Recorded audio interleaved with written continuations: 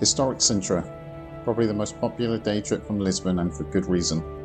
This video will show you the best of Sintra's amazing historic sites, including 3 stunning palaces and a castle.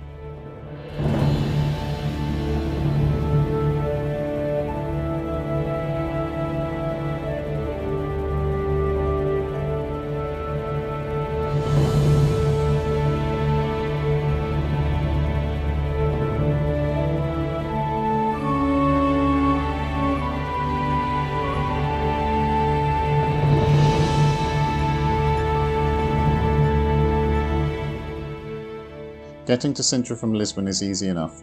There are regular trains every 30 minutes or so from Rossio station. The journey takes about 40 minutes, and if you already have the Lisbon card, the train is free of charge. The old town of Sintra is full of charm and worth exploring, either before or after you've visited all of the palaces and castles. The most popular part of Sintra is the National Palace of Pena. This is also the most visited and most overcrowded. I visited in winter on a weekday with bad weather and it was still very busy, so I recommend avoiding peak times and be sure to book a time slot to get inside the actual palace. The palace is a Romanticist castle. It was originally a monastery but was transformed into a palace by King Ferdinand II between 1842 to 1854. Built on a hill, it can be seen from Lisbon on a clear day, unlike when I visited. The palace is a UNESCO World Heritage Site and is built in a variety of architectural styles. Here are some of the highlights from the interior.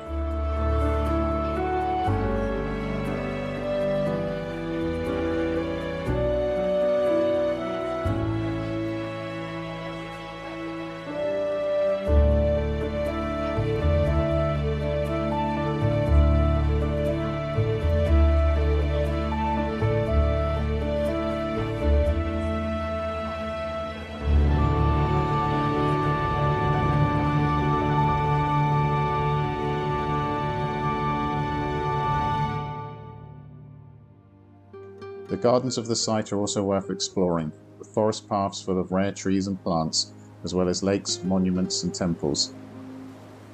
So be sure to leave enough time to explore the amazing gardens.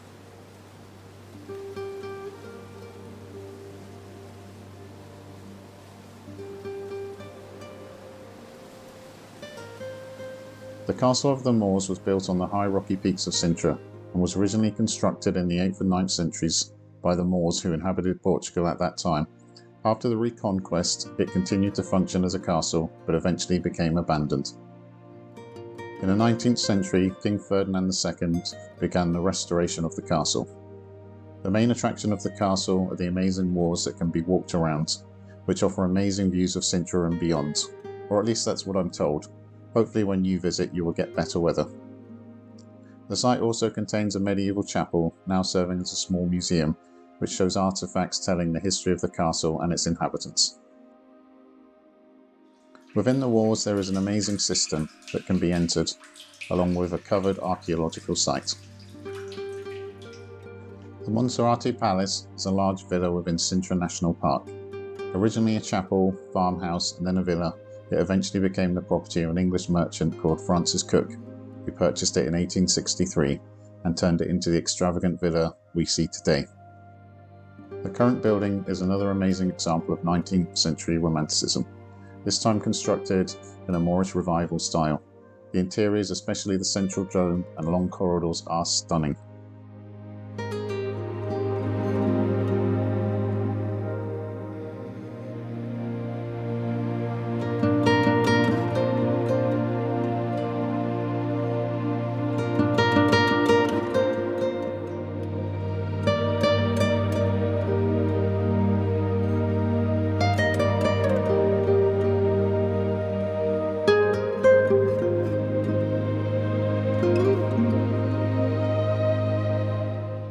The palace sits in extensive gardens. These contain many rare trees and plants, as well as stunning waterfalls and lakes. There's also a ruined chapel with trees growing in and out of it. Kinda reminds me of Angkor Wat.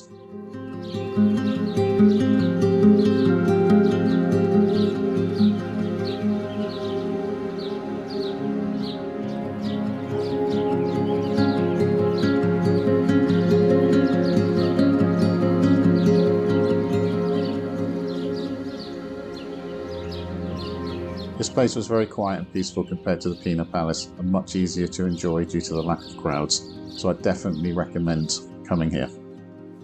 The Quinta da Regaleira is another palace set in extensive landscape grounds and another must-see site in Sintra. The main building is a Regaleira palace with interesting interiors that can be visited. Near to the palace is a lavishly decorated chapel. Perhaps the most famous part is the landscape park, which is full of towers, grottos and a network of tunnels and wells. The most famous of these is the Initiation Well with its 27-metre spiral staircase. So there you have it, 3 amazing palaces and 1 castle, but there is much more to Sintra, including the town of Sintra as well as other palaces to visit, so I'll need to go back one day. Thank you for watching and have a great day.